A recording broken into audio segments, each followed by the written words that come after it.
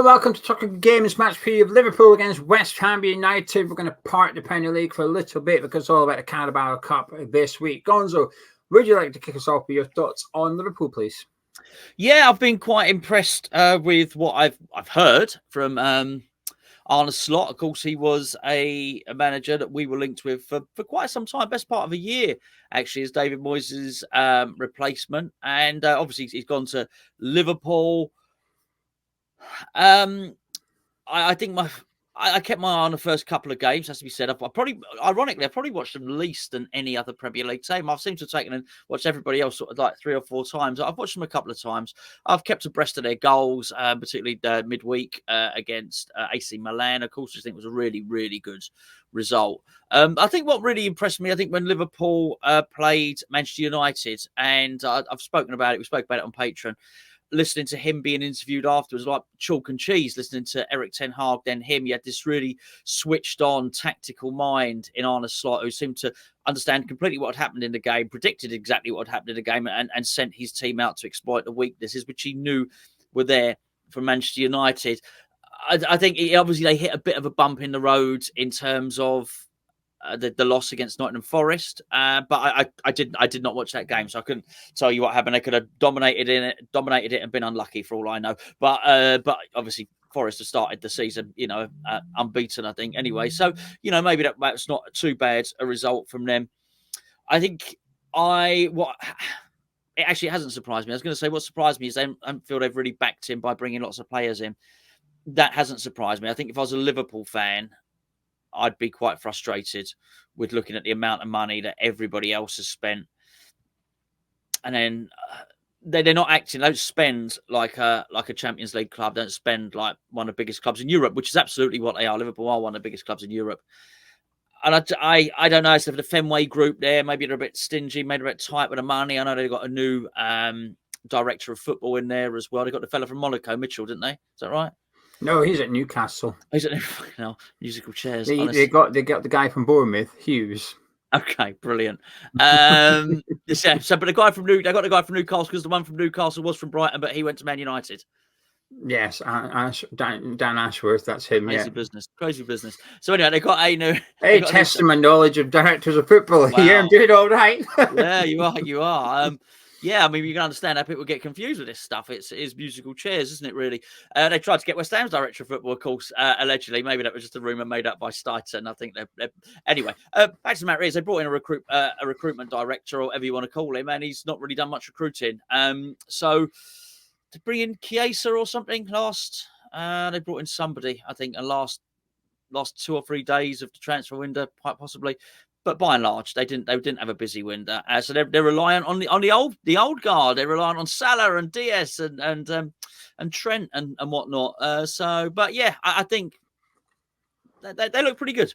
I didn't think they needed much in the summer, to be fair. I think they'd done most of the work the previous summer in getting Fabinho and Jordan Henderson out of the club, and then bringing in Alexis McAllister, bringing in Szoboszlai, Endo, Gravenberch as well. And I think it was maybe just a case of to Arne Slot, what can you do, what we've already got, and can you improve what we've got and go from there kind of thing. I think it's a wise thing to do to some extent, that they've almost, because there's obviously question marks over Van Dijk, Alexander-Arnold and Salah, their contractual situations have all got this season's a final season at the moment. They may extend. So with that in mind, I think it's a clever thing to do, just to maybe just wait a season and see how the new manager gets on, see how the players are, and see what happens with those big players' contracts, because it might be that next summer you've got to replace 1, 2, maybe all 3 of them. Perhaps none of them. Maybe all 3 will sign. I don't know. But I think they did okay in the transfer window, because I think sometimes there's maybe a false assumption that loads of transfers equals good transfer window, but actually sometimes a good transfer window is one that you don't really do much, and if you don't need to do much, and it's not like Liverpool needed to bring in players and didn't. I think their squad's good as it is. I think they actually had quite a good window, weirdly, even though they didn't do very much whatsoever. In regards to Arne Slot, like you said, a manager being linked to, funny enough, I watched the game in Milan. And in the other dugout is obviously Fonseca, another manager that we were linked to as well. It was like the 2 West Ham shortlist managers facing off with each other. I've been impressed with him in terms of Liverpool on and off the pitch. He speaks very well off it, and he's very respectful to Klopp. I think sometimes managers come in and they're almost determined to make it theirs. It's like, this is my squad, this is my team, but actually there's none of that. He's not ripping up what Jurgen Klopp did. He's building on what Jurgen Klopp did. And I think that can be the sign of a good manager sometimes, actually. Just not almost admitting that you don't need to change too much. And you know what? He was a successful manager there. This is a really good team. I don't need to rip it up and start again. That would just be stupid. So what I'm going to do is build on what Klopp's left me. So far, I've been very impressed. Funnily enough, I've seen a lot of Liverpool, but one of the games I didn't see was Nottingham Forest, so I can't really comment on that one too much, but just recently. But that was a good thing for him, I think, getting your first defeat, because obviously they'd won the first three without conceding a goal as well. It was like, wait, this is really good. Got beat. It's like, now how are you going to deal with your first loss? Well, bounce back away to Milan, then we swapped Bournemouth to decide pretty easily as well. But not only that, I have to say I've enjoyed watching Liverpool. I think they've played some really good stuff so far this season. So it's all sort of sunshines and rainbows at Anfield thus far. What are you expecting from them this season?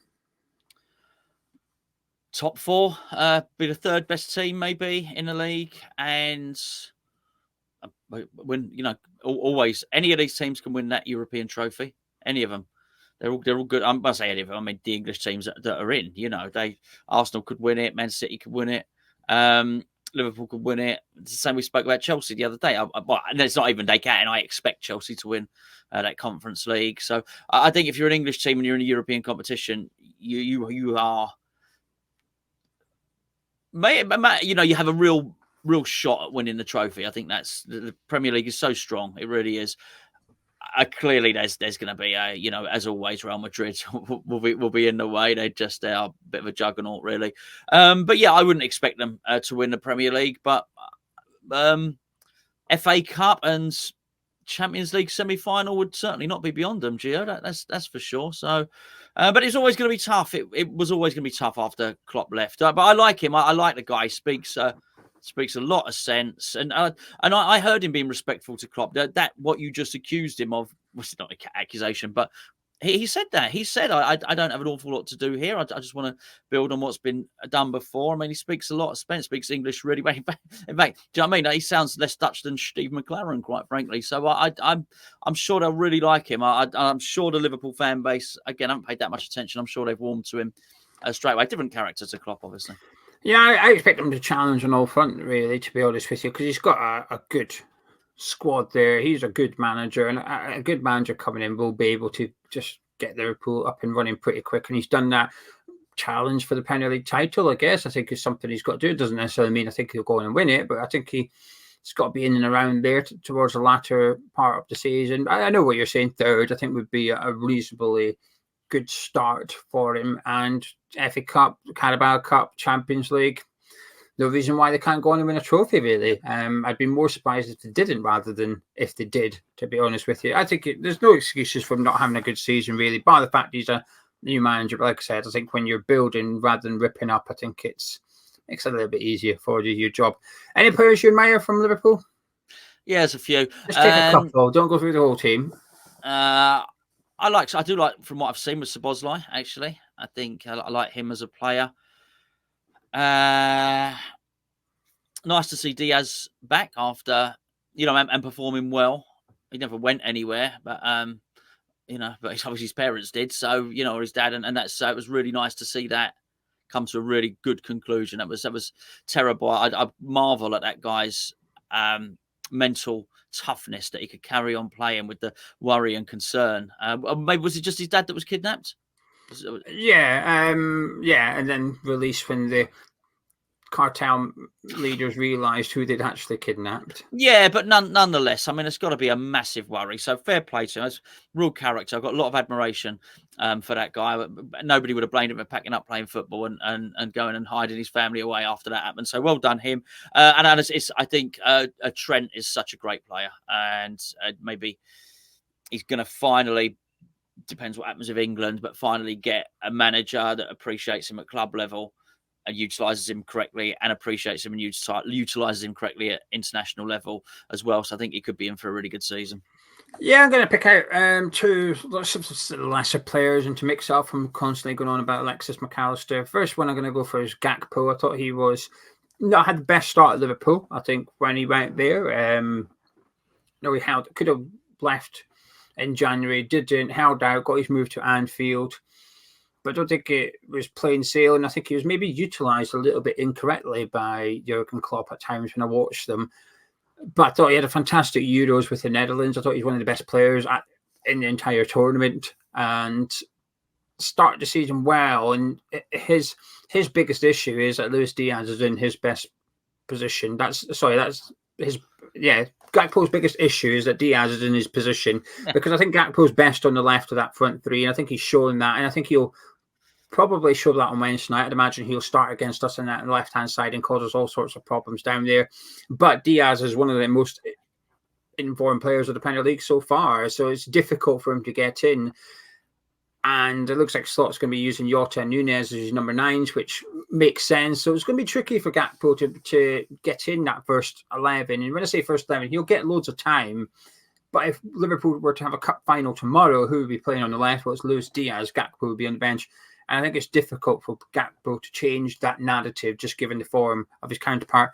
And lastly, Gravenberch, someone else that perhaps didn't have the best first season at Liverpool, but since Slot's come in, he's used him, in place of Endo, really. He's the deep-lying midfielder, and I think he's looked really good in that role, quite frankly. You're almost seeing the guy that we saw at Ajax, not necessarily the one we see in the Bundesliga. I didn't think it was a successful move, that one. But getting out of there and getting to someone like Liverpool was a good transfer for him. And it looks now like it's proven that that's the case. I think he's had a really good start to this season as well under Arne Slot. Now, moving on to West Ham, we're going to discuss what we want to see Lopetegui do and how we're feeling ahead of this game. Before we do that, just want to point you in direction of this video sponsor, Surfshark.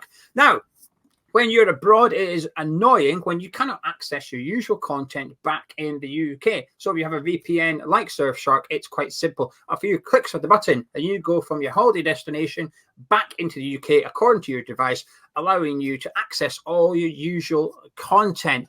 But not only that, with Surfshark, there's a 30-day money-back guarantee. So if you sign up using our special offer and you don't like it within 30 days, you can get a full refund. But as mentioned, we have a special offer for you, and that is 4 months free. If you use the code HammersChat, all one word, or if you use the link in the description below, it's got the code automatically applied. So you click the link, the code is automatically into your basket for you. You can get 4 months free. So stay protected when you're online. Keep all your personal details private, and it even works over on public Wi-Fi. So if you're hot desking, you're on a train, you're connected to public Wi-Fi, Surfshark VPN continues to work on your devices, and you only need one account for multiple devices.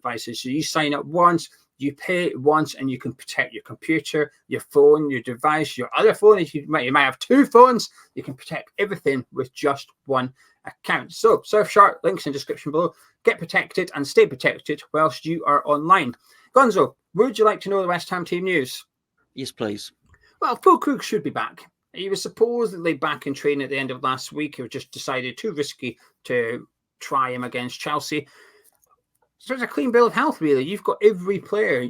Lopetegui should have every player to choose from on Wednesday night at Liverpool.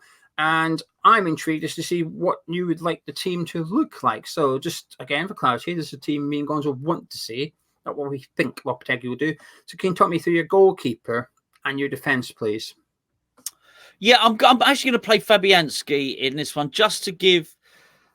Not because I'm doing a rotation thing with the cup teams this season. I say cup teams, could be over, well, probably, and highly likely will be by the end of this week. But I'd give Areola a rest, a mental rest, not that good. Just give him a mental rest. That was a conceding 3 goals is always difficult for a goalkeeper. So I'll give him a rest there.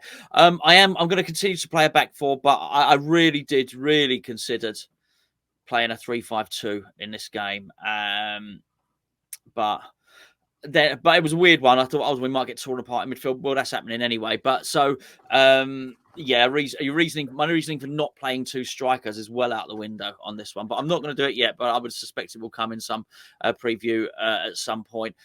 I'm So I'm going to go to back four. I'm going to go with Wan-Bissaka. I'm going to bring Todibo in because I think it's only fair that we do. He deserves his chance. That's for sure. And I think what I would do though. I must stress this. I don't want him sort of thrown to the wolves or the liver birds, as it were, on this one. And then if he struggles, dumped out against Brentford, I'd like him to play the next two games. I think that's because, Liverpool could tear anyone apart. And as you say, they've got such a good squad. Whoever, they might not start Diaz. As you say, they might start Gakpo. They might start Jota. They could do any number of things. And it's whoever they play is going to be a little bit of a test, really. So, and I would... Yeah, I'd play Emerson at left back. I would like to try and win this game. That's the truth. I completely agree. And the reason you just said at the end there, which is I'd like to try and win this game, that's why I would make those changes.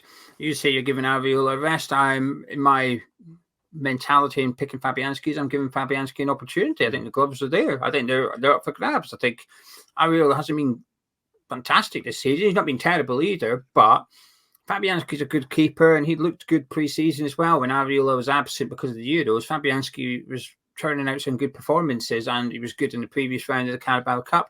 He's done nothing wrong yet. The only thing Fabianski's done wrong is that Ariola was the number one last season. I had a very good season too, Ariola. We've got two really good goalkeepers, so we can't be afraid of making the hard decision sometimes, which is to change the keeper. I think it's the hardest position to change in football. It's a big call. You change your wingers, your strikers, people just shrug, whatever, it's not the end of the world. But you change your goalkeeper, that's a statement. For this one, give Fabianski the opportunity, and then we can work off that in regards to Brentford as to what we think in terms of Ariola v Fabianski. The back four, I feel like it picks itself, and it's the one that you've chosen. Soufal may be unlucky not to get game time, and if this was a championship team, bring the Soufal in, but it's not. It's one of the best teams in the country, in European football, in the world. And he's going to be up against Gakpo. He's a bloody good player. So Wan-Bissaka goes in. Todibo has to come in. Kilman has to stay in.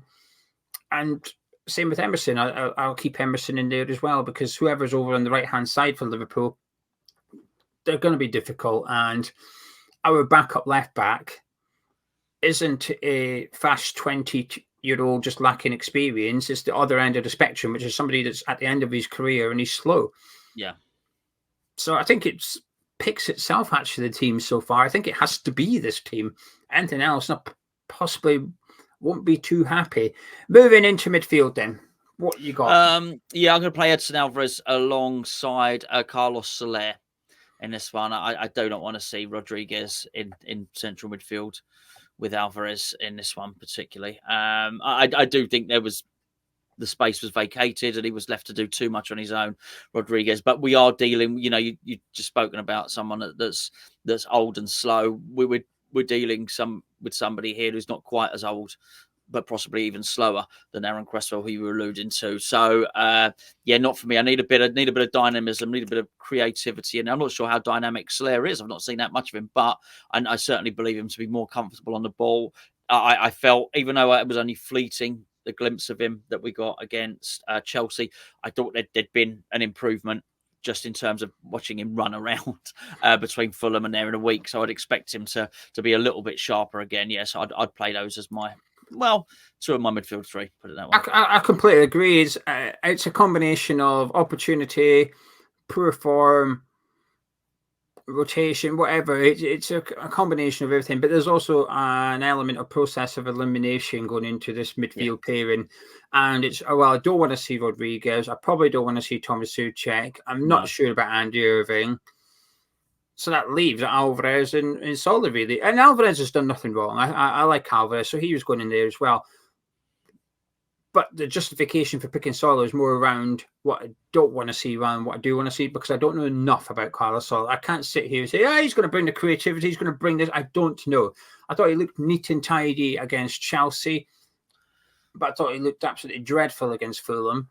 And that's 2 games now. We've had a VAR check on him, the first one he was lucky not to get a second yellow, and then again there was a VAR check very quickly for his booking against Chelsea. So he needs to rein that one in, because if he gets booked in the first half, it's going to be a very long evening for him against a very technical, quick, fast-paced Liverpool midfield at times. So he's just going to have to behave himself on Wednesday night. But yeah, Soler and Alvarez. Now this is where we might have the same 11 again. Gonzo. Oh, all right. Well, we've got a curveball coming in. Looks like Gonzo's playing Ings and Antonio up front. All right, so who wouldn't? I'm actually going for a strikerless system here. So I'm going with a 4-2. Been playing that all season. Exactly right. I'm going for 4-2-2-2. I see there's a lot of Archbishop Desmond in what I'm saying, so I'm going for 4-2-2-2. But the top two are not strikers; they're split. I'm making it up as go. I'm not making it up as go along. I've thought this up in my own brain and everything. I'm going to play Kudus and Paqueta in attacking midfield. I'm not even going to contest. I can't think of anyone that I would put up with Van Dijk and whoever they're going to play next to him, right? Who comes off better? They'll play Van Dijk. To be fair, I think we'll see quite a lot of rotation for Liverpool. But I'll get into the reasons why. Okay. Later on. Yeah, I think. I mean, look, we all watched. We all watched Manchester City against Arsenal, didn't we? Everybody who watches this video, no, but there's some real physicality about central defenders now. I think less and less, as I mentioned when we did our Patreon video this morning, Gio, I think the Premier League's got faster and it's got more athletic and got more physical. There's faster players, but I also think there's a breed of centre-backs now who are strong, nasty. They're basically strong and fast. And I don't think you're just going to get away with too... I don't think Chris Woods at Burnley, or whatever his name was, Chris Wood at Burnley gets away with the stuff he was getting away with now. I think less and less the target man who is just big and strong is that effective. So I wouldn't put a lone target man in terms of Fulkrug up against them. But I also think, I know you're going to explain why Van Dijk doesn't play, but let's say Van Dijk and Canate, whatever the case may be, for argument's sake. By the way, they're not bringing in a 5'4" centre back, right? They're not getting a good fella from Man U. The centre back they bring in is still going to be over 6 foot, right? It's still going to be a tall centre back. Okay, thank you. So anyway, I just think even put Bowen up against them or anything like that, I think whoever we put up against the central defenders lose. So I'm not even going to contest it. I want to try and draw them out. I want to try and I'd be very happy if they're all stood there, their back four, thinking who the hell do we mark or whatever the case may be. I want to cram midfield up a bit. So whilst it might look weak initially for the two there in Soler and Edson Alvarez, actually you can have Paqueta coming back, and there's going to be some real congestion in that midfield if they try and break through. When we got the ball, I'd let Kudus and I would let Paqueta go where the hell they wanted, but Kudus would be central with a license to roam. So who's your two strikers then? There's no strikers. There's two wingers. It's a strikerless system. You've not been paying attention. I'm glad you lot have obviously subscribed. All right then. Well, I assume. Okay, let's go your other two then, whatever you want to call it. So basically, Somerville, they're wide attackers. I believe it's called. The half space, Geo. So they're going to be operating as floating number twos in the half space, and Bowen and Somerville. And I'll be looking for them to get released so that they can come narrow, they can get involved as much as they want. But I just want to pose those centre backs a problem, someone who to mark, basically. So there you go. Gonzo wanted Moyes to go because it was too defensive. He was unhappy with football. Now Gonzo's now trotting out a 4-6-0 formation. This will play beautiful football, eh? Listen, we might get thumped 6-0 like we would under Moyes, but we're going to play some beautiful football. 4-6-0 formation from Gonzo. There you go. That's what Gonzo wants to see. Arteta would be proud of you. Thank you. I think we've got one different person, really. You can probably guess who it is, but I'd start Bowen on the right-hand side because that's Bowen's best position. I think Bowen's our best player. I'd start Somerville on the left because I think recently he's looked like our brightest player. Kudus in the number 10. And Fulkrug up front because we've got really good attacking midfielder players, and none of them are performing at their best right now. Paqueta's stinky. Bowen is, well, he's not good, right? Moyes has a lot of criticism, but one thing I will give Moyes credit for is he made Bowen one of the best players in the Premier League, the most effective players in the Premier League. I've not seen that guy this season. He's disappeared, and I don't like it. Right, we need to get him back. But at the minute, Bowen ain't firing, Kudus ain't firing. Somerville's looked bright, but that's it. It's been in fleeting spells, and Paqueta's not very great. And that's with Antonio. Without Antonio, just those 4 players, I almost feel like the one combination we've yet to see is with Füllkrug up front. And Füllkrug's game can bring other players into it. My biggest concern about this is that it is away to Liverpool, and there's going to be a significant gap between Füllkrug and any other West Ham player, and that's where he will struggle, and that's how he will struggle. But that's why I've got Kudus in there central. So it's almost like a 4-4-2, as much as it, on paper, it will look like a 4-2-3-1, but it's more of a 4-4-2. Get Kudus central and get him next to Füllkrug and have him running, because Endo will probably play this game for Liverpool, but traditionally they haven't been playing a defensive midfielder. And I am waiting for a team to try and take advantage of that, actually. That's Szoboszlai, McAllister and Gravenberch have been impressive so far, but I do feel there's got to be a weakness. If you're not playing someone to protect your back four, that has to come with a form that is there to be got and exploited. However, I think for this one, Endo will play. Cup time, we're normally fruity and excited, but it feels a little bit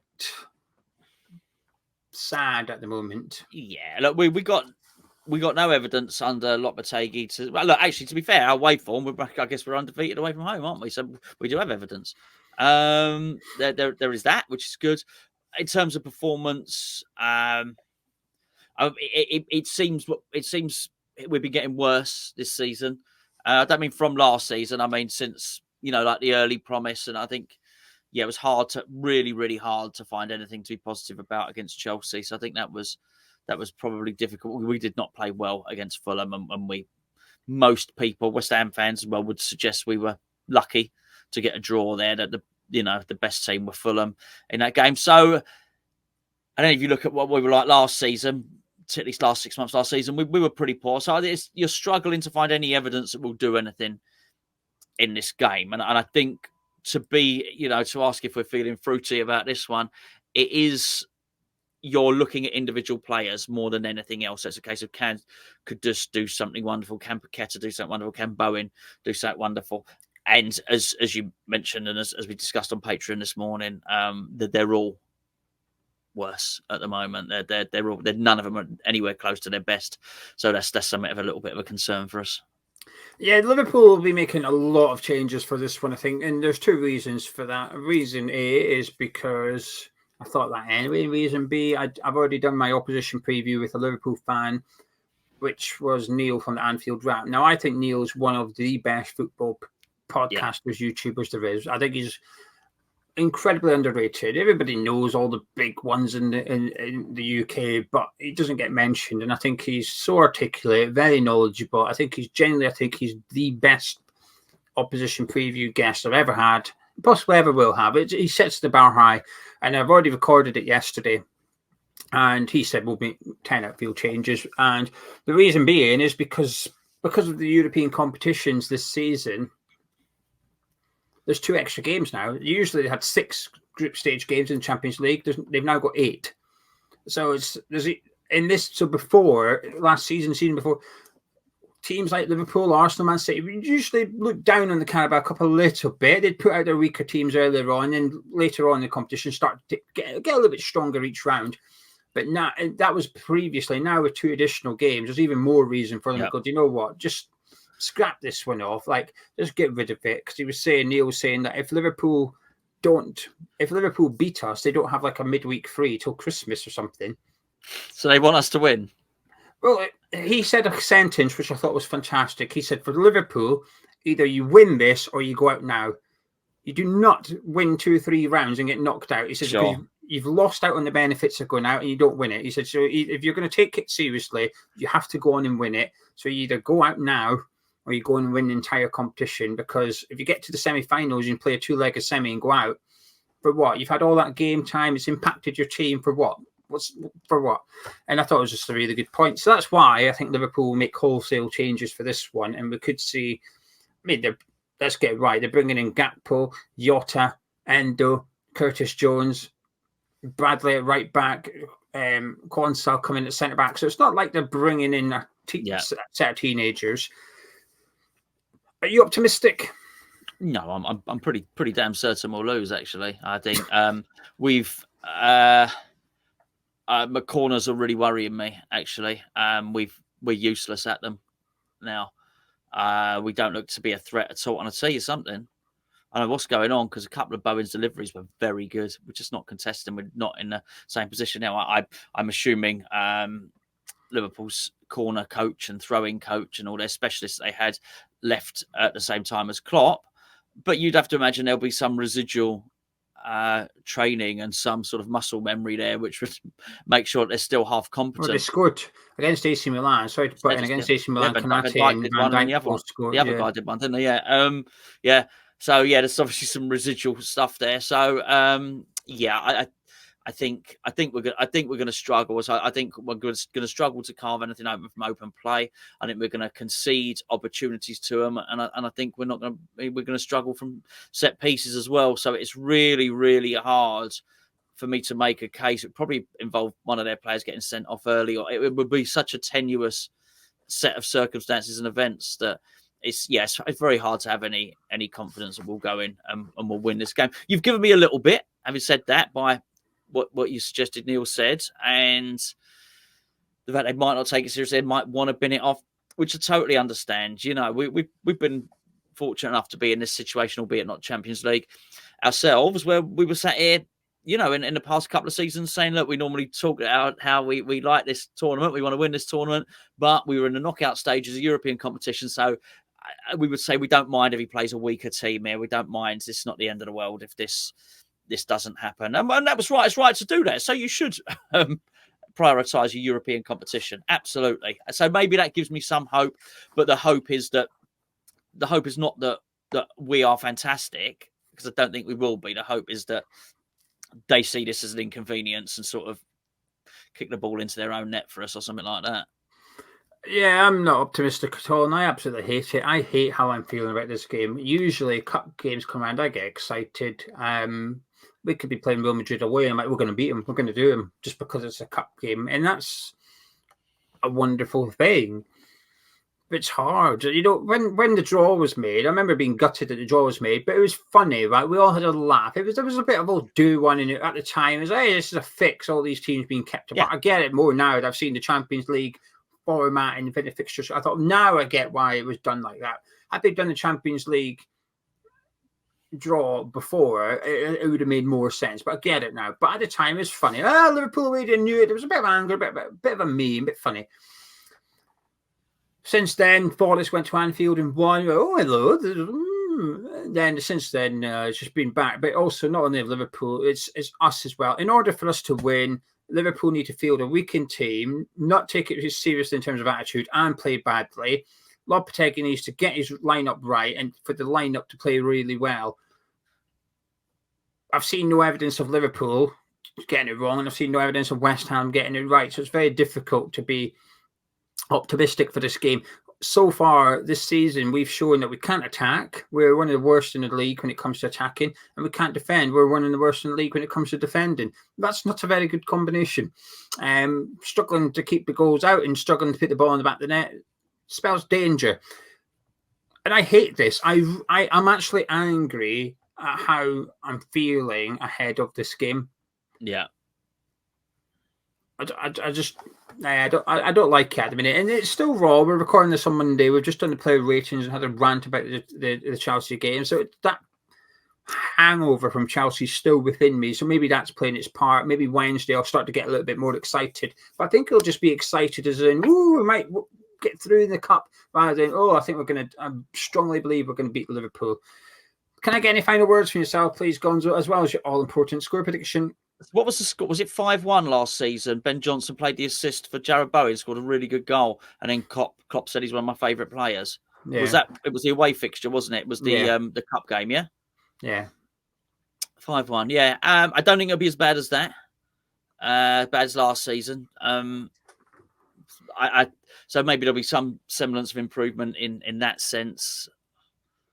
3-1 Liverpool. probably Geo 3-1 Liverpool. I think seems like a sort of sensible and likely result. I mean, the one thing we don't know is how seriously Lopetegui is going to play it. Let's get one thing straight. Although we got our asses smacked by Liverpool and Moyes was in charge, he did take him seriously, the Cups. He did. So you never thought, you didn't go in each season thinking, I wonder if Moyes is going to go for it. Quite the opposite. Every cup came out, I thought we were going to have a pop here. Yeah. So it didn't always work, but no, but it never even become a question. And that has been a question for West Ham fans over the years. Where we had many managers in the past would say, is he going to take this seriously? We didn't know. We knew with Moyes. We knew.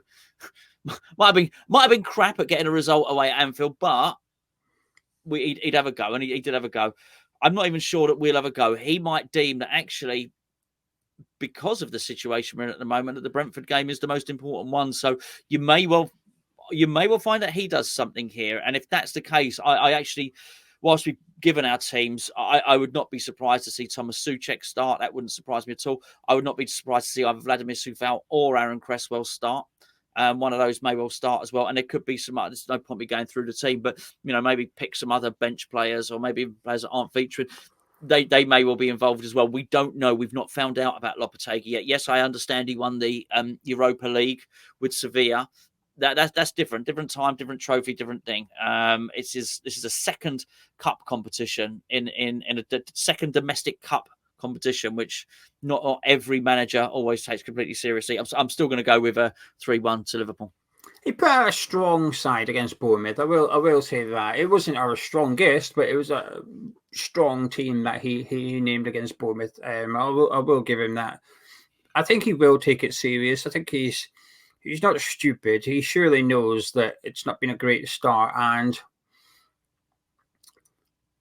if you put out a limp lineup, which suggests I'm not too fussed about this competition, and we get knocked out, I will be angry. I won't be happy because we don't have European football this season. Liverpool can put out a second 11 and goes, you get it. He doesn't even need to justify. Go, well, yeah, with the amount of football they've got, you can understand why he's done. We don't have that. We've got the privilege of playing once a week, so there's no reason at all for us not to take this seriously and go and try and win. I want to win this tournament. Ourselves, Newcastle, we should be the teams that are rolling our sleeves up and we've got an opportunity here, because some of these teams will not take this seriously because of the European adventure this season. So we've got to go on. But I just, I'm more confident that Coady Gakpo scores than anything else going into this game. So I'm going to say 2-0 Liverpool. I pray I'm wrong, but yeah, 2-0 Liverpool. Anyway, there you go. There's our preview. If you weren't already upset about Chelsea, we've probably done enough to make you even more upset. But that's how we're feeling. Let us know how you're feeling in the comments below. If you've somehow enjoyed this video, please do drop a like on it by clicking thumbs up. Subscribe to Hamish Chat. We'll be live in an hour and 5 minutes for a kickoff on Wednesday with the build-up show. So you're going to the game, you're going to Anfield, enjoy it. If not, come back here and we will see you on Wednesday evening.